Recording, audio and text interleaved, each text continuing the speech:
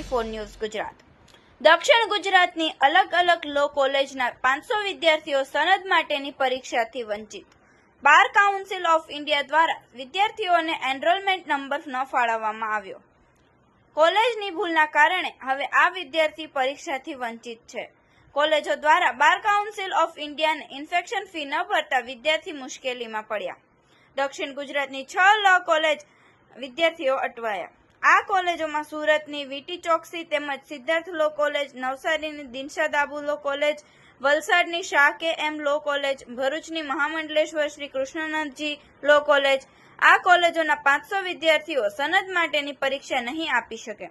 મહત્વની વાત છે કે વિદ્યાર્થીઓએ કોલેજને 27,500 રૂપિયા ફી ભરી છે। વિદ્યાર્થીઓની રજૂઆત છે કે જ્યાં સુધી નિવાડો ન આવે ત્યાં સુધી તેમને પ્રોવિઝનલ નંબર આપી પરીક્ષા આપવા દેવામાં આવે।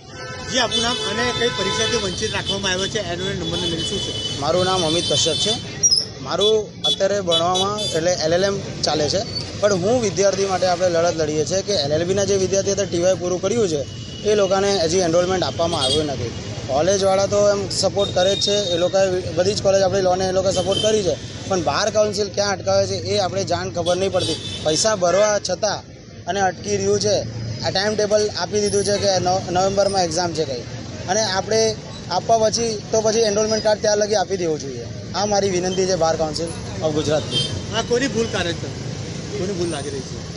મને છતાં તો બાર કાઉન્સિલની ભૂલ લાગી રહી છે, કેમ કે તે કંઈક કોલેજવાળા તો કહે છે કે બધું કરી દીધું છે, બાર કાઉન્સિલ ક્યાં અટકાવી રહી છે આપણે જાણ નથી કહી શકતી।